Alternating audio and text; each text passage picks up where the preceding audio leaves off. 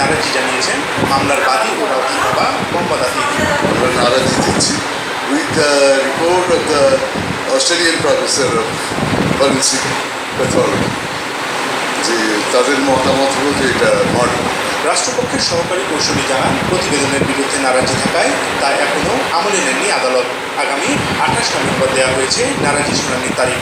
তবে আদালত সিআইডিকে প্রয়োজনীয় দিক নির্দেশনা সহ মামলাটি পুরো তদন্তের নির্দেশ দেবেন বলে নিশ্চিত করেন রাষ্ট্রপক্ষের সহকারী কৌঁসুলি।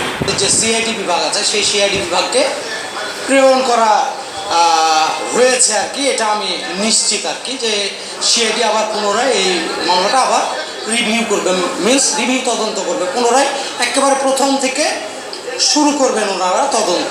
এদিকে সিআইডির তদন্ত প্রতিবেদনেও রাউধার মৃত্যুর বিষয়টি আত্মহত্যা উল্লেখ করায় হতাশা প্রকাশ করেছেন রাউধার বাবা।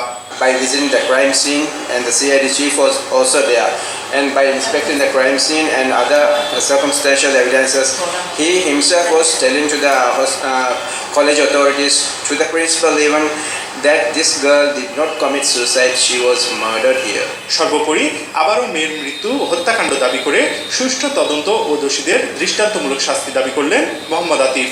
I am saying do a clean investigation, a thorough investigation and a fair investigation, and get justice to my daughter. That's all I want. গত 29 মার্চ রাজশাহী ইসলামী ব্যাংক মেডিকেল কলেজের শিক্ষার্থী মালদ্বীপের নাগরিক রাউধা আতিফের মরদেহ হোস্টেলের নিজ কক্ষ থেকে উদ্ধার করে পুলিশ।